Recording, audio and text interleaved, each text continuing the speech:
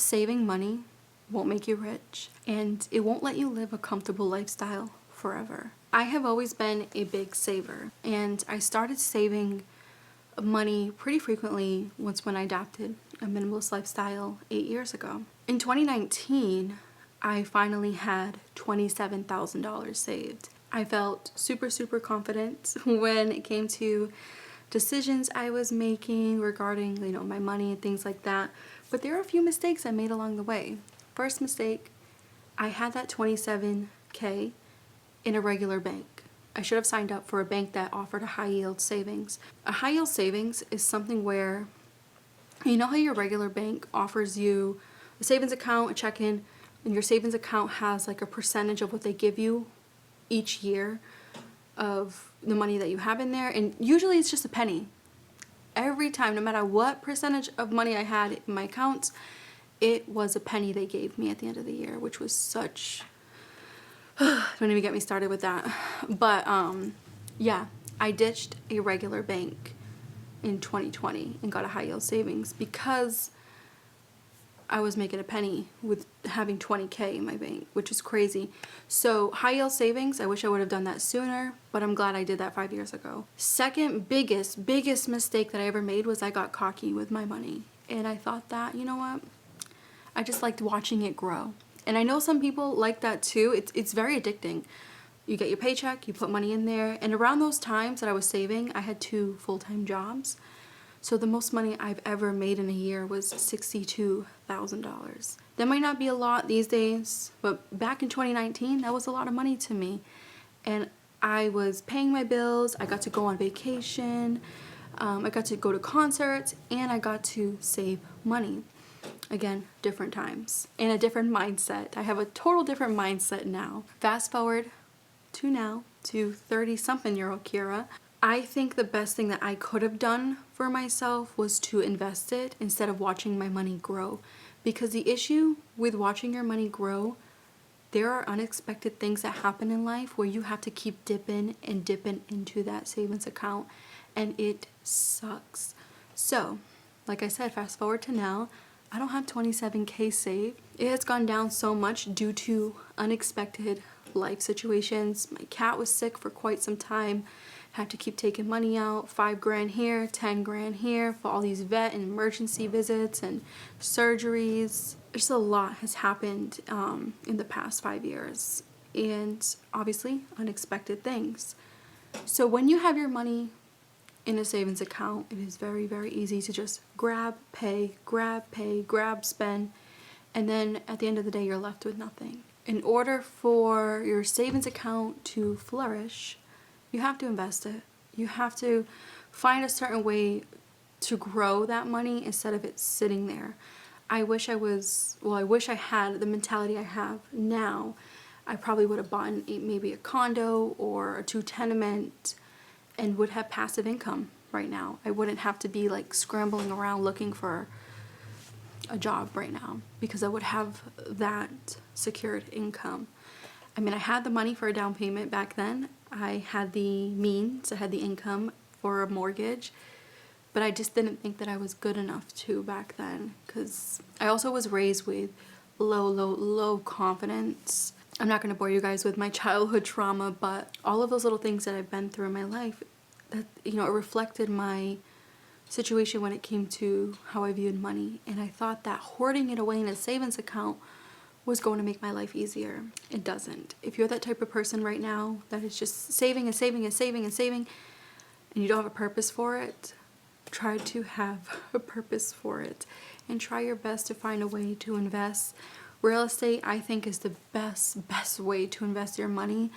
And even if you're shy, that was my biggest fear. It's like, well, I'm shy. I don't know how to be a landlord. I don't know how to do these things because I'm so, I'm an introvert and quiet.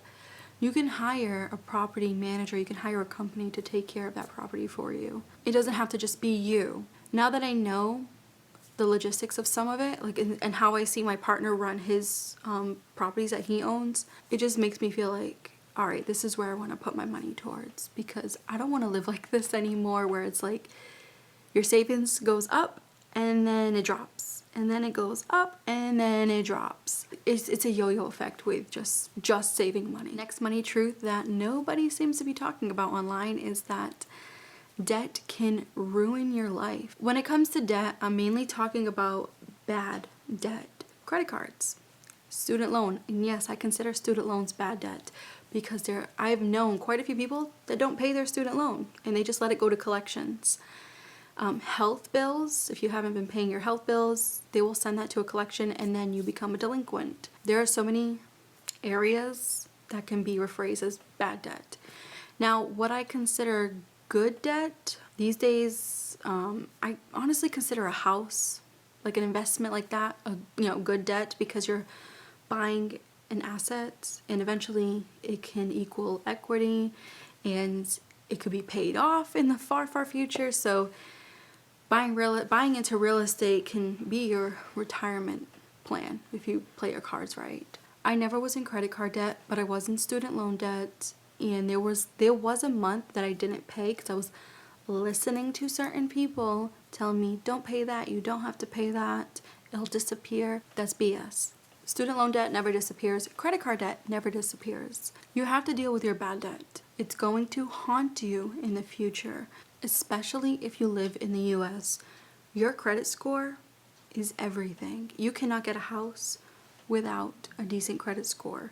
If my partner's credit score was below 400, there's no way we would be moving to this new house soon. Both of our credit scores are, I feel like mine right now is like 787 around there, and it has taken me years, if not like 10 years, to build my credit back up after the mistakes that I've made with the student loan. So our credit scores are very similar. Now when it comes to other people that I know, they're still in credit card debt, they refuse to pay it, or they'll pay the bare minimum, which is technically still like not paying it. My biggest advice when it comes to credit card debt, student loan debt, pay extra, because most of the time the bare minimum, nothing is hitting the principal and most of it is hitting the interest, and your principal never goes down. This is what I've learned in my experience. So when I started to get a swing on paying my student loan debt, whatever extra money I would make, like my minimum payment was $10. I fell for that trap the first year, and then my principal went up an extra $1,000 because the $10 wasn't even, the $10 a month that I was paying wasn't even cutting the principal or the interest. So I was just screwing myself over with that minimum payment. So what I decided to do, pick up extra shifts at my old job, and with the money from the extra shifts, I would pay an extra $100, sometimes even $200 a month if I could, to that debt. So it was like $210, $110. A chunk was going to the interest and a bigger chunk was going to the principal. That's kind of like what I did. Again, that might be different these days. This was different times, but in overall, pay your damn debt. Do not worry about what other people are buying, wearing, self-care products. Don't bother. Don't bother with all that stuff. The best thing that you can do for yourself and your future self is to get out of debt now and not later. You have no idea what's about to come later. There might be an unexpected life event where you're still in debt from the other mistake you made, and now you're in debt because of what's going on with your life. And now you need money because of what's going on, whether it's a health problem, you need to move unexpectedly, so now you need to find the money to move, and you just never know what life is going to throw at you. So it's best to get out of debt right now while you can. Spending habits matter far more than your income. I don't care if you got a $10 raise, a $20 raise. It all depends on how you spend that money. It does not come down to how much income you make. There's a lot of people that I have met throughout the years that have made so much money, but they just blow it on material items, and they'll be in debt because they spent all their money on material items and they didn't pay their debt, and now they have to sell their car, and it just doesn't make any sense with the amount of money that they were making. They were making such good money. And then you had me making minimum wage, still being able to do things comfortably and not worry. Like, you would think that those two lifestyles swapped. Again, it all comes down to how you spend your money and how you budget. Showing off doesn't build your wealth. Back in the day, I was materialistic. My early 20s was the worst era for me, but I never I never came off as like I thought that I was better than people. But there were a few people that I met back in the day that would show off the things that they had to show that they're making good money, to show that they were wealthy. It's kind of ironic because, again, showing off doesn't build wealth. It actually shows how stupid you are with your money. I know that sounds harsh, but it's true. I feel like the best thing that can build wealth is quietness. Even if you make a lot of money and you're doing really, really well, doesn't mean you need to go out and buy a G-Wagon. You can still drive your Honda. You can still drive your Toyota. You don't necessarily have to keep buying new and new and new the more money you make. You can actually save more money by just sticking with what's been working these past couple years. I know I get a lot of comments sometimes saying you wear the same thing all the time, your house is so boring. With this lifestyle, I've been able to save so much money with me dealing with what I have in my closet. As long as it fits, it covers me up, I feel comfortable in it. That's all I care about. Even if, with me getting a job and having that extra income again, I still look at buying clothes, I look at buying certain things for the house very, very differently now. I look at more of like, what do we truly need and what can we wait on, even though we might have the money. And the last thing is one of my personal favorites, and I wrote it down so I don't forget what I put here, but ditch the flashy logo clothing. It doesn't make you look rich, it just makes you look foolish with your money. And like I said in the previous slide, you don't need logos to make you look beautiful or make you look worthy for a certain crowd. Back then I used to wear the Chanel logos, and obviously everything was fake. I couldn't afford the real stuff. And even if I could afford the real stuff, I'm grateful that I didn't buy the real stuff, because it would have been a waste of money, big time. There was a time where I was wearing logos, whether it was Gucci, Chanel, like the fake logos, to fit in to the crowd that I was hanging out with back then. And then I swapped all that and started to wear like sweatshirts that said vegan on them, and I think I even had a sweatshirt that said minimalist. Like, I got out of that logo clothing and started doing something else, and I was like, wait, why am I just putting a label on myself? Why am I saying like I'm vegan, I'm a minimalist, here I am? Like, no. So I stopped doing all of that, and I realized, like, Kira, you don't need clothes to say things. I went through so many eras with logos too. Like, even when I was a teenager, I would have crazy, like, not Chanel or Gucci or anything like that. That was more of my early 20s. But when I was like 16, 17, I would have like dirty logo sayings on my shirt. If I was a mom, I would never let my daughter wear that. I remember having a shirt saying, "This is why I'm hot," and it was pointing at my breasts. And I know around that era, like that's when that song was popular and everybody was wearing that shirt. It was like little raunchy sayings for teenagers. It was crazy, technically for kids. So I went from that phase to the replica logo phase to the I'm vegan, I love the animals, and I'm a minimalist phase when it came to logos.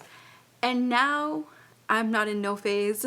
I just like no logos at all. The only thing I own that has a logo are my sneakers. That's about it. My sneakers are, what's the brand? I think it's Brooks. It's like a running shoe brand. Really comfortable shoe, by the way. The most comfortable when you have wide, chunky feet like myself. So yeah, that's the only thing that has a logo on it. And it's not as bad as like Nike with a giant like check mark. It's like a giant to-do list. But moral of the story, I hate logos so much, because I think I've been through like all of the eras of logos, and I like to be more of a mystery. So what I mean by that is when you wear these logo clothing items, or when you put bumper stickers on your car or any type of stickers on your car, it says a lot about you. It's saying more about you than you open in your mouth. I am very discreet on like the things that I wear now. I'm more of like, I wouldn't say like super conservative, but I don't like slutty clothing. I don't like logo clothing. I don't know how to explain the fashion that I like, but I honestly prefer my clothes not to represent me completely. I like to be put together. That's one thing. I love to be put together with clothes, but I don't want my clothes to represent me in a way where it's like saying something before I say something, if that makes any sense.